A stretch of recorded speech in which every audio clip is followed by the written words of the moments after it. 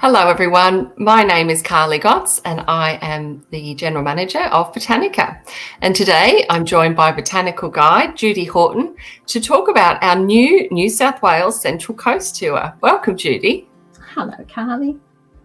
Now, this is a tour that I was so interested in because it's so close to Sydney and yet there's such diversity. So this is why I actually said to Carly, look, this is a place we really should get Botanica to go to. It's just wonderful. And I'm so glad that you've agreed, and I'm very, very excited about it. Absolutely. As you said, this was a tour that you suggested. And so what makes this area so interesting for garden lovers to visit? One of the fabulous parts that we're going to, Carly, is the hinterland of the Central Coast. So the Central Coast is not the centre of New South Wales, it's actually the bit just north of Sydney, between Sydney and Newcastle. But the hinterland area there, it's got volcanic background, and so it's one of those sort of not that well-known areas with rich soil, wonderful orchards, a great farming area, but beautiful gardens. And what's happened in recent years is some great garden designers and garden enthusiasts have moved up there and are making fabulous gardens that we're going to get to go and visit. So what are some of the highlight gardens that we will visit on this tour?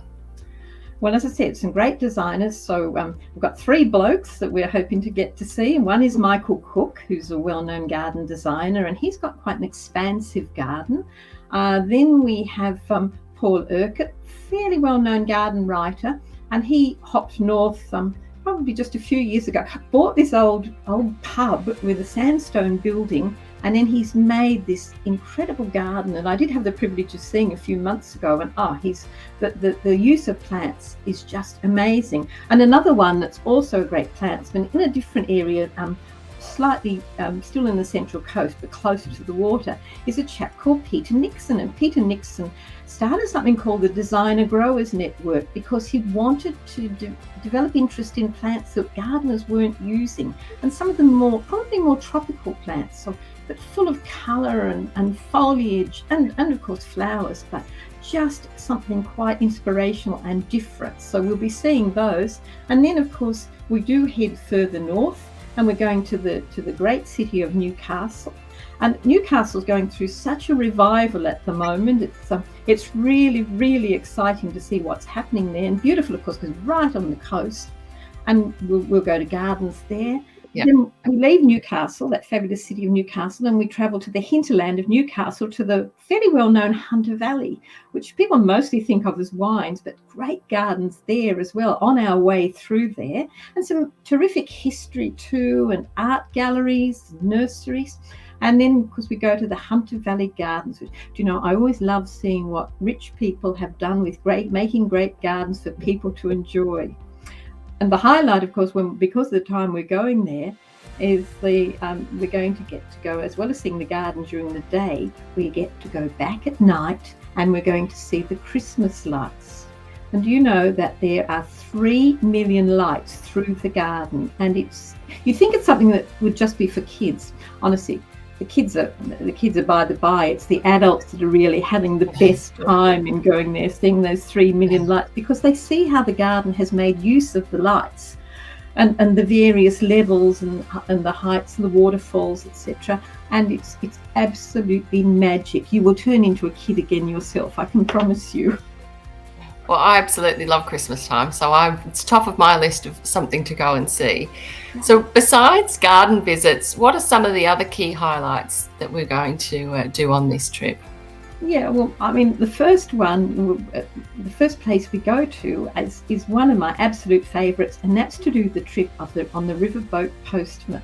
So the Riverboat Postman is a boat that leaves from the mouth of the Hawkesbury River and travels up the Hawkesbury, and as I said, it reminds you a little bit of reading The Secret River, Kate Grenville's The Secret River, because you can still see what it would have been like, these sandstone cuttings and amazing rocks and the trees. It's such an untouched landscape. And so you sail up there, and stopping along the way, and this is honestly, I don't think you can do this anywhere else in Australia.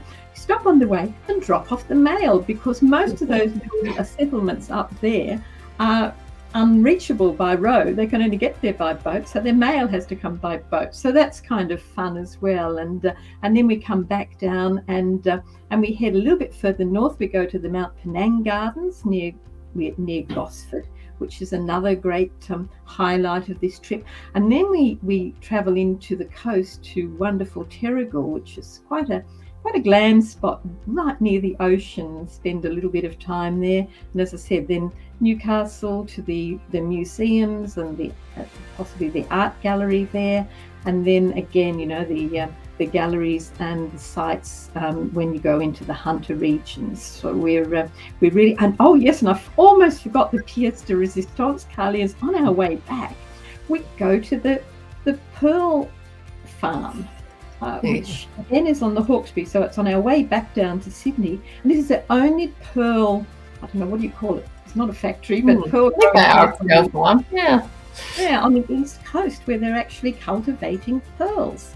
And so we see how they're doing that. So that's just a fabulous part of the trip as well. So from Go to Woe, and it's not great distances to travel, and there's just so much in a part of Australia that I don't think a lot of people know about. So I'm really looking forward to sharing that.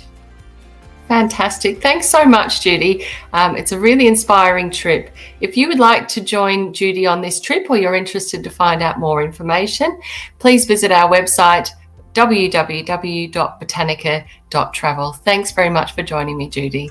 Thanks, Carly.